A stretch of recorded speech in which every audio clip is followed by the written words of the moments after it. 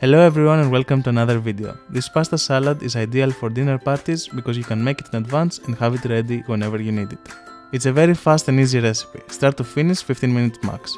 Starting with those that need the most time to cook, add your pasta to salted boiling water and leave it for about 8 minutes, depending on what kind of pasta you're using.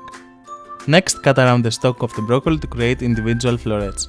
Just run your knife around the stalk, easy. Then add them in salted boiling water for about 3 or 4 minutes to keep them crunchy and keep their green color. Following, grab your pepper, cut the top of the pepper and halve it. Remove the seeds, slice it and then cut it into bite-sized pieces.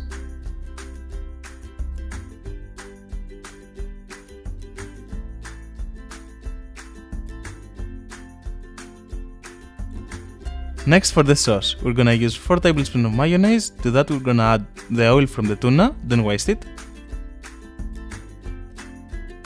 Season the sauce with salt, pepper, cayenne and garlic powder.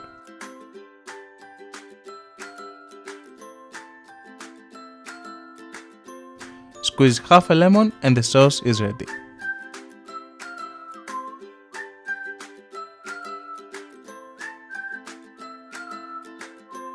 And then it's just a matter of constructing.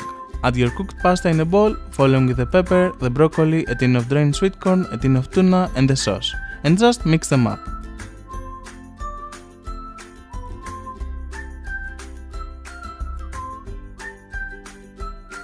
Check for seasoning, ours needed a little bit more lemon, and your pasta salad is ready. It's best served cold, but you can also enjoy it warm. It's such an easy recipe, but it's damn tasty. Give it a try, you're gonna love it.